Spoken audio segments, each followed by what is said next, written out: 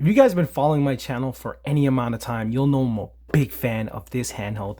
This is the game console R36S. For a long time, no handheld has even come close to the amount of value you get with the R36S. This handheld a lot of times can be found at under $30, and it delivers as much performance and quality as even the handhelds in the $50 to $100 range. And that is why it is well known in the community as the budget king, and it has held that title for a very long time. Today, I am proud to announce a new handheld. It's here to claim the throne of budget, Powkiddy's RGB10X, and it is the new best handheld under $50. Let's get into it.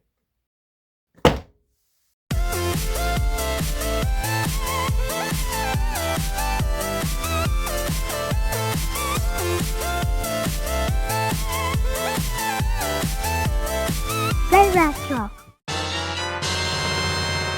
Okay guys, so let's start this video with a quick unboxing. Before we take a look inside the box, I did want to show you guys what colors are available right now. So in this box we have the gray, or the SNES kind of colorway, which I absolutely love. It's my personal favorite color for this device. We also have a transparent black, and then now signature yellow, Powkiddy yellow, that they've been doing with all their handhelds pretty much. But yeah, they also have the transparent white, transparent purple, and a solid white color coming soon. But right now those colors are not available at the time of filming this video. So I look forward to seeing what these colors actually look like when they are dropped, so stay tuned for that. But as of right now, I think the best color is absolutely the SNES colorway. So yeah, let's take a look in the box. So upon opening the box, you will find your handheld in this little bag. Let's set that aside for a second. And then under here, you will find a charging cable. One thing about Powkiddy cables, they're actually pretty good. I actually do use these cables. Unlike other handhelds, I do actually appreciate these, and they're purple, which is pretty cool. But they don't smell bad. They're actually decent quality cables, so I would hold on to these. You also get a little instruction manual. Shows you some of the IO. This side is Chinese. This side is English. We also get our micro SD card. This doesn't actually come in this plastic. It will be inside your console, but I wanted to put it in here so you guys can get a good look at what the SD card actually looks like. This is branded CPI, and they're not the best SD cards, but at least they're not like those generic all black 64 gigabytes. Still, I do recommend you change these out for your own SD cards. And yeah, that's everything in the box. No screen protector, unfortunately. And now let's have a look at the console. Wow. Okay, so now let's talk about the look and feel of the Powkiddy RGB10X. So first impressions, these new generation of Powkiddy handhelds feel so much better than their previous stuff. I seen the same thing on the Powkiddy V10. That's why I ran and picked up this handheld. I knew this was going to be good. And if you have a look at the finish here, this plastic feels better than any plastic I've felt on any of these retro handhelds, and it's kind of really impressive, especially at this device's price point. This feels even better than the RG35XX H. And here we are. I'm gonna put them side by side so you guys can see they are pretty much exactly the same size. Even like top to bottom, they're basically identical in size. So if you have an H, this is going to be very similar kind of experience. So this is a kind of chocolate bar form factor handheld. As you can see, it stands up on its own. It lays completely flat. We do have inline shoulder buttons. Overall, the whole form factor here is very pocket friendly, minus this one joystick. I gotta say, I really love this colorway with these SNES purple buttons. Even the tone of the shell is very nice, and then all the other buttons match really nicely as well. I gotta love this. And then there's also this X on the back. I'm not too crazy about it. I think it's okay, but I guess it is a little bit better than just having a plain old flat kind of back. They wanted to style this a little bit and give the 10X a little bit of personality. As you can see, we just have one joystick on the left side, and this is basically fine for most things because most systems like Dreamcast and N64 and even arcade stuff only used one joystick anyway. So for the majority of retro systems you will be emulating, you'll only will be using one joystick.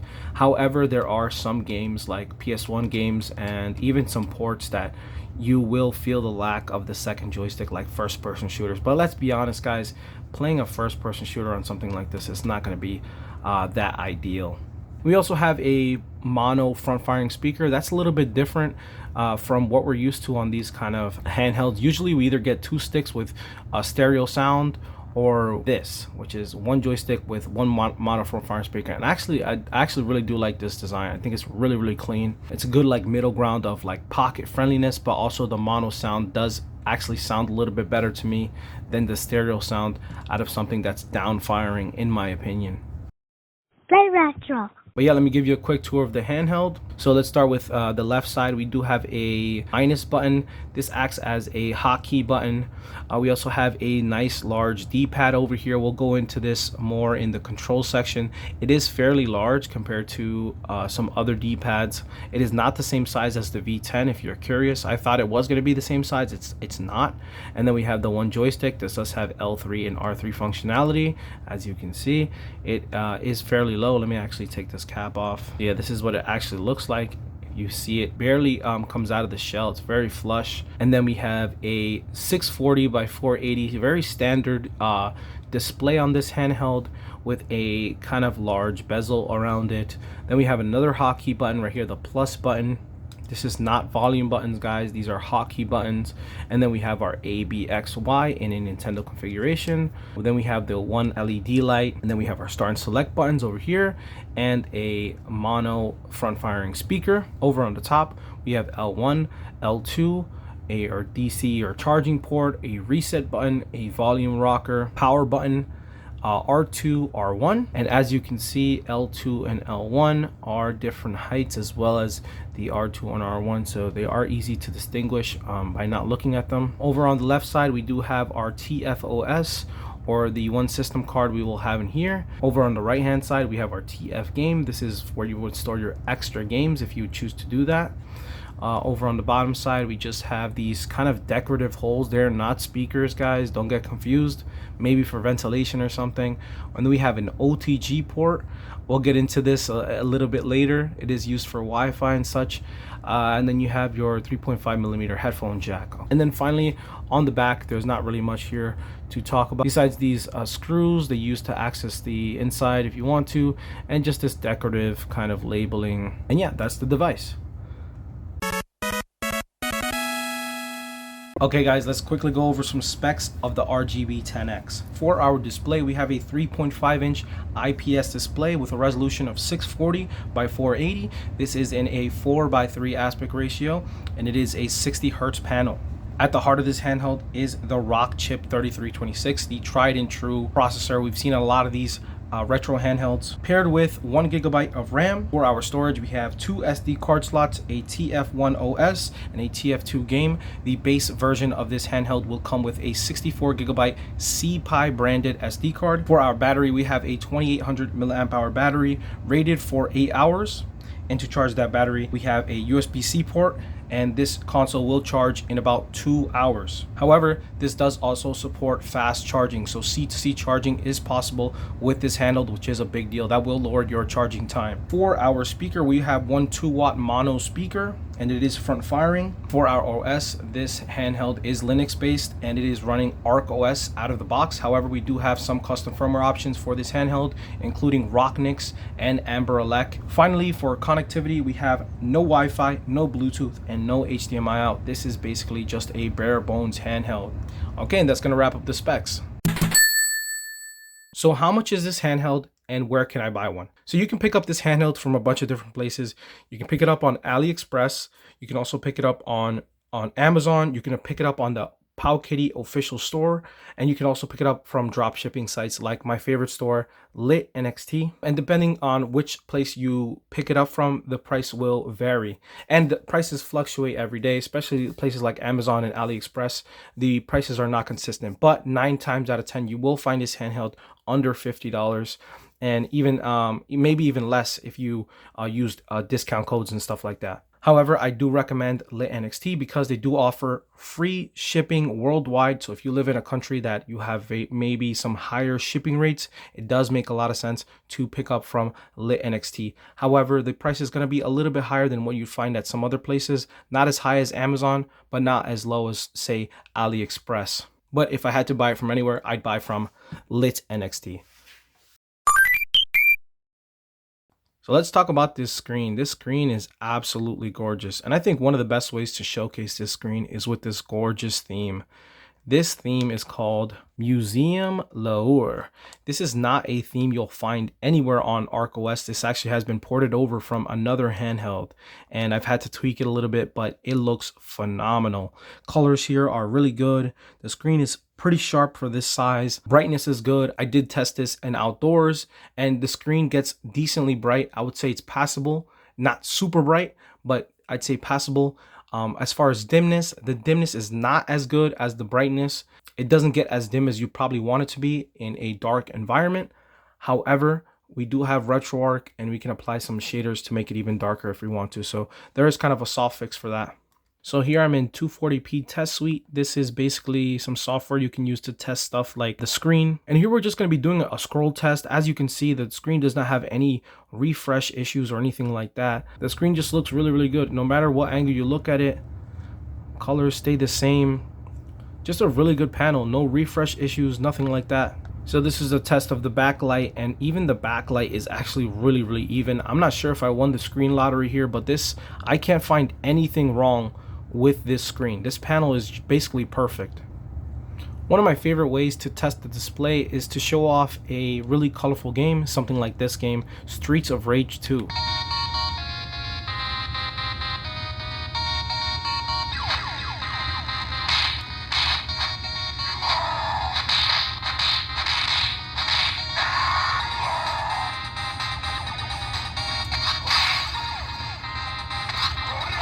So as you can see, the screen is pretty much gorgeous. Any way you look at it, I can't find a single defect with this screen. And I'm really, really impressed with the panel Powkiddy has chosen for this device. And now for a quick sound test.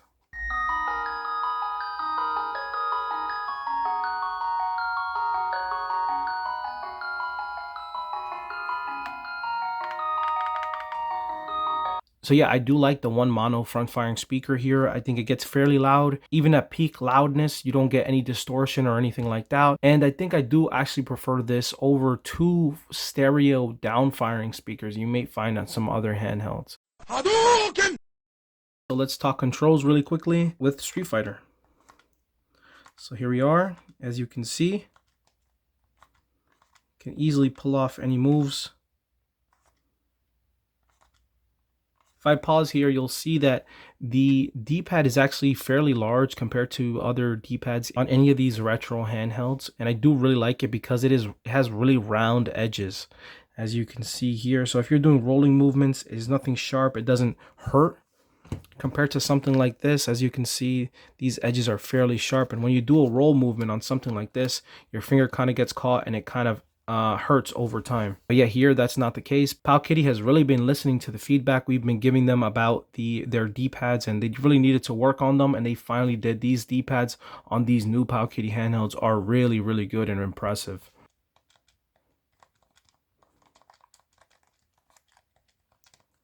Now, as far as these action buttons are concerned, I really do like them. They're a nice soft membrane. They're actually fairly large as well, just like the D-pad, so they're quite comfortable. These buttons do not bottom out either. They don't get stuck. They don't even scratch against the plastic. They're just a good size. They have a nice good cutout, and they're not loud. They're very, very quiet, which I really, really like. Now, as for the start and select button, they are a bit clicky. They're tactile buttons, but that's okay because these are kind of extra buttons as well as the plus and minus buttons. A good thing about the software here is that you can swap start and select with these buttons. So if you want the minus and plus to act as start and select buttons, you can map those in the software. So this can be kind of more traditional style if you like that. Or you can just leave them the same and just leave them how they're labeled. But you can use these as the hotkey buttons, and you can use these as the start and select buttons if you really want to in the software. Now, as for the shoulder buttons, I do really like them here. They're nice and they're soft. And of course, they're not loud, which I love. They're not loud at all, which is not common on these handhelds. Usually they're clicky and annoying. Here's just a sound test of the H, right? Or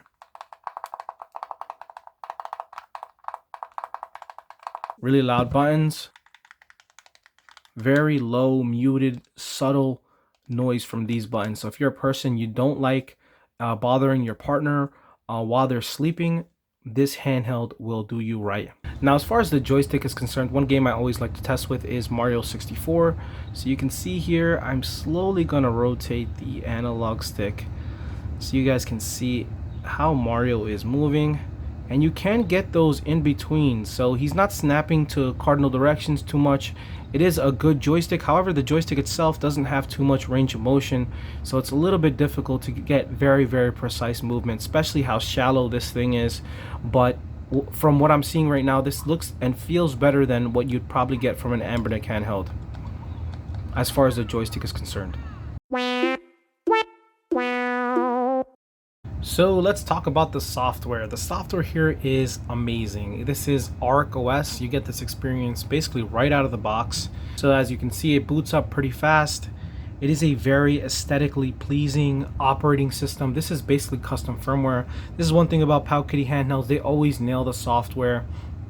This software is very feature rich. It's not locked down whatsoever. You can basically configure it to however you want. So many different things you can do with it. You can change the theme. You can have box art just like this, or this.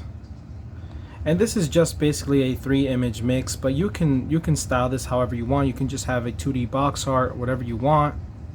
In the menu, you can even configure your emulator settings if you really want to. You can change which is your default emulator.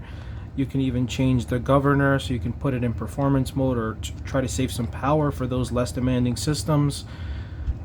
You can even change how many systems you see by default. You can turn things off if you don't play any of these. You can hide things, which is awesome as well. You can also have an all games section where you can filter through your all games if you really want to. All you have to do is press select and then filter by game, and this is how you would search through your entire game library if you really wanted to do that. With this software, you also get access to Portmaster, which gives you access to ports, which are basically PC games you can play on these handhelds. And there's amazing stuff in here like TMNT, Shredder's Revenge, Towerfall Ascension. I don't know if you ever played this game. I played it on Xbox, but you can play it here. A bunch of like kind of game hacks. Super Meat Boy, Streets of Rage Remake, a personal favorite of mine, Shovel Knight. This is kind of like a HD version of Super Mario 64. Probably one of the best ways to play Mario 64. And then of course you have Celeste, and there's so many other amazing stuff you can play on this thing. I just kind of have a small collection of the best ones. There's so many great things you can do with this handheld, especially if you have access to the ports. So you do need Wi-Fi to get this going, and that's where this dongle comes in. You do need one of these because this handheld does not have onboard Wi-Fi.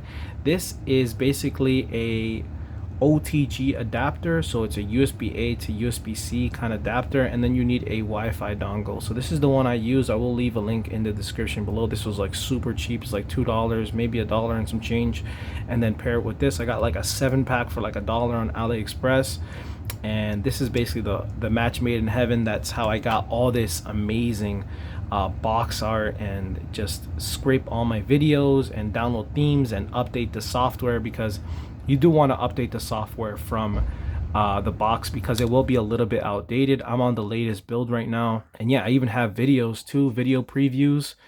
That's one thing about Arkos. It's just so feature rich. It's like so amazing, and then you combine it with this amazing theme, this museum theme. I think this is a perfect retro handheld experience right here. Also with this software, you have a screensaver, which is awesome. All you have to do on the main menu is press select. As long as you have videos scraped, you will be able to do this. You just press right on the D-pad, and you can look through your games. And maybe you have trouble picking a game and you just want to see what a game is like. You can go through this screensaver, and this is a great way to pick a random game. So you can look through these, and when you find one that maybe you like maybe this game looks really cool to you, or maybe this game you're like, oh yes, I want to play as this. So all you got to do is press start here, and now it'll actually launch the game and put you inside. And just like that, we are in the game now. Give myself some coins, and you can play this game. Another great feature of Arkos is how custom it is. You can change the boot logo and the loading screen to whatever you like. Another amazing feature of Arkos is, let's say I'm in this game, I'm just playing some Pokemon Gold. You know, I just got my starter. Maybe I want to do some resetting to get one with good stats or something, but I want to do that later. So what I'm going to do now is do a quick shutdown. So all I have to do is press plus and the power button, and now it'll do a save state for me. It'll safely shut down. I can put this in my pocket, and then when I'm ready to play again, the next time I boot up my device, it'll put me right back to where I was. So you can basically have this in a kind of cartridge mode where you're just playing one game at a time. And this is a feature I absolutely love on any of these retro handhelds. You need this feature. You absolutely need this feature because having so many games available to you is a little bit distracting. So when you have a feature like this that allows you to focus on one game, you get a much better gaming experience with something like this. And that's one really great feature I love about Arkos. So just so you know, you do have to enable this in your options menu. You have to go to advanced, and then right over here you would see enable quick mode. That is how you get the quick shutdown feature I just showed you. Also, another really great thing about Arkos is that you can have some nice little relaxing menu music while you browse your games list. And this of course can be set to whatever you want. The OS is very custom. So if you like Minecraft music, you can put Minecraft music. If you like Mario music, you can put Mario music. If you like whatever suits your fancy, maybe you like rock or something, whatever you like, you can put it as your menu kind of browsing music. And I absolutely love this feature of Arkos. You know, using this handheld, after you set it up properly and you have it just the way you like it, it's basically an experience. Like just looking through your games and playing them and feeling how this handheld feels, it really is an experience. One thing I wanted to note is that I'm not too crazy about the position of the OTG port. It is a bit awkward. It goes down here, and it's just kind of like weird kind of placement for where this thing is. Like when I was actually setting this thing up and I was using it, I was like, oh, this is the weirdest spot to put an OTG port. I feel like it's definitely better placed like somewhere else. Like I don't know, maybe that's a small complaint, but yeah, I'm not too crazy about the position of the OTG port.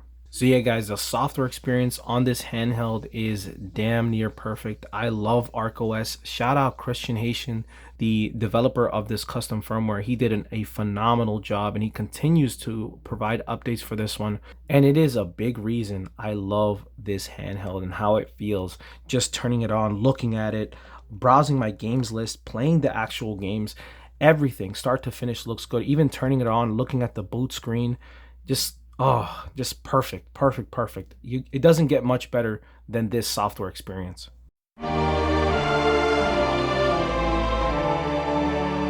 Okay guys, so let's go over the pros and cons of the RGB10X. So first and foremost, the price. This is in the ultra budget handhelds. Not a lot of handhelds can be this good at this price. Before, at this price point, you'd probably get some e-waste. Now these handhelds continue to get cheaper and cheaper, but the quality gets better. We're getting better performance, better build quality, better buttons, better everything at a really aggressive price point. And this handheld, I feel like, really gives the H a run for its money. I guess this is still technically a better handheld because it has Wi-Fi and Bluetooth and HDMI out and the second joystick and stuff like that. But is it twice as good? I don't think so. Next is the build quality. When you put this handheld in your hands, you'll feel what I'm talking about with build quality. The plastic that Powkiddy is using on this new generation of handhelds is amazing. I really like this, the feel of the plastic here. This feels better than any retro handheld I've felt in a long time. And whatever they're doing here, they got to continue doing this. Next is the battery life. We do get a consistent 8 hours, maybe a little bit more if you're playing some of the lower end systems like GameBoy or Game Boy Color, or any of those like easier to run, less demanding systems, or you can get a little bit less if you're playing those higher end systems like PS1 or Dreamcast or anything like that, which will draw a little bit more power. But still, the battery is quite good on this handheld. Next is Arkos, which is the software experience is damn near perfect. It's ultra customizable, super open source. It's very pretty. It has really cool features like this screensaver and quick shutdown, and even changing themes and etc. So many great features of this software, and I can't give it enough praise. And it's crazy that you get this right out of the box. You don't have to do anything to get this. This handheld comes with custom firmware right out of the box. That is a very, very big deal. Next is, I like the hotkey buttons. I like that this handheld features extra buttons because you can map them to whatever you want. So you do have two dedicated hotkey buttons on this handheld, which is great. So you can use them, you know, this one you can use for the brightness controls, and this one you can use for RetroArch hotkeys and stuff like that. I do really like that about this handheld compared to the V10, which is this handheld's brother or sister console, and that console actually lacked buttons. This one is the opposite. It has the volume buttons and it has extra buttons. So I really do like that about this handheld. Next is the controls. The controls here are really good. I do love this D-pad. It's nice and soft and it's accurate and it's large, which is not something you see on these handhelds. The joystick, I do appreciate the one joystick. I think it's a nice balance of, like, you know, it fits better in your pocket because there's no other joystick on this side kind of sliding in. It also doesn't have any cardinal snapping, which is great. It's also very low and recessed, and you do have R3 and L3 functionality. So overall, I like the joystick here. And like I mentioned before, for the most systems you're emulating, you're only going to be using one joystick anyway, so I'm okay with the one joystick. Also, the action buttons, again, they're a larger size. They feel really good. They use a really nice membrane. They're quiet. I can't say enough good things about the controls here. And then on top of that, we also get these shoulder buttons, inline shoulder buttons, and they're nice and quiet as well. They feel great. The controls here are so good. I think they're one of the main selling points of this console. Next is the loud front firing speaker. I do like that we get a front firing speaker here, unlike, you know, like the H where we get, you know, the stereo down firing speaker. I think this sounds better just from using it. I do like this loud front firing speaker. Next is the performance. You know, this is the RK3326, nothing new here. Perfect emulation up to PS1. Just like the H has a little bit more power, but this handheld is no slouch at all. Next, I like that it's very pocket friendly. You know, this chocolate bar style handheld with the inline shoulder buttons. It is very pocket friendly, especially if I remove this joystick cover. You can see how flush it is. This is a very pocket friendly device. Next for my pros is this beautiful SNES colorway. We don't get too many SNES colorway consoles, so I'm so happy to see this. This handheld is just beautiful in my eyes. Beautiful, very aesthetically beautiful handheld. And then finally, I like the form factor here. It's very comfy. Like I mentioned before, I do like how it feels in your hands, but also just the placement of everything, how you actually play this console is just really comfortable. And now for the cons. I'll be honest, guys, I had a really tough time looking for anything negative in this handheld. In my eyes, it really is almost a perfect handheld. But I'm gonna have to nitpick here because I have to say something, right? My first con is the big bezel. I know this bezel is a bit off-putting for some people. As you can see, it's not even all the way around. It does have kind of a bigger chin, and it is kind of a thick border. May bother some people and maybe cheapens how it looks, but the panel itself is so good. I don't even care about the bezel, but I'm gonna say it. The bezel, it is kind of ugly. I wish they did something different. Next is no Wi-Fi, Bluetooth, or HDMI. And right here I circled, it's $40-ish. We have to always take into consideration the price of handhelds, right? Like, this thing is around 40 bucks, less than $50. You can't really expect every single feature that you'd get on something like this, a more expensive, like $80 handheld, you know? So yes, it's a con. Obviously, I know some people want Wi-Fi, I know some people want Bluetooth, I know some people want HDMI out. I get it. But at this price point, we can't really complain. And that's kind of the thing. You know, it's something to consider. Obviously, if you're a big person, you need Wi-Fi. You may not like that you have to get one of these Wi-Fi dongles. You know, obviously, you're going to pay for this, and you might as well pay for something else if you have to pay extra to get Wi-Fi, right? But point is, this thing's $40-ish, so we can't really ask for every single feature. Which brings me to my next con, which is the awkward OTG port. I think this is like terrible placement for this OTG port. Very small nitpick, obviously, but I think that there's better place for that. And then of course there's only one stick. This does affect some games, like I mentioned before, like Ape Escape, or even ports like Half-Life, or any of those kind of 3D shooters like Quake, or even some of those twin stick shooters that you get with ports. You're not going to be able to play some of those games with this handheld. So just something to consider. If those are the primary games you want to play, you may not want to consider this handheld. That being said, the one stick in my eyes is a benefit as well, because that allows the front firing speaker to be there. So we always have to make a trade. Like I always mention in these videos, is that we always make a trade with these handhelds. Like you get one thing but you lose another, so you got to kind of pick and choose what you want, right? For the price, this can't be beat. Like I said, this is my new budget king. In my eyes, this outclasses the R36S. I don't care how much cheaper this is. I think this is basically the best handheld you can get for the super ultra budget. And because it's so affordable, I think it makes an amazing gift idea, because you can buy a few of them. You know, you can set them all up and copy the SD cards and just gift them to people. They're so cheap, it doesn't matter if you break them. You can always replace it really easily. And for what you're getting here, for the price, is really like mind-blowing to me. Mind-blowing. And there you have it, guys. The RGB10X, the new budget king. If you guys disagree with me, let me know in the comment section below. What handheld at this price point beats this console? Go ahead and leave a comment and let's get a conversation going. To me, this is it. This is the final destination of ultra budget handhelds.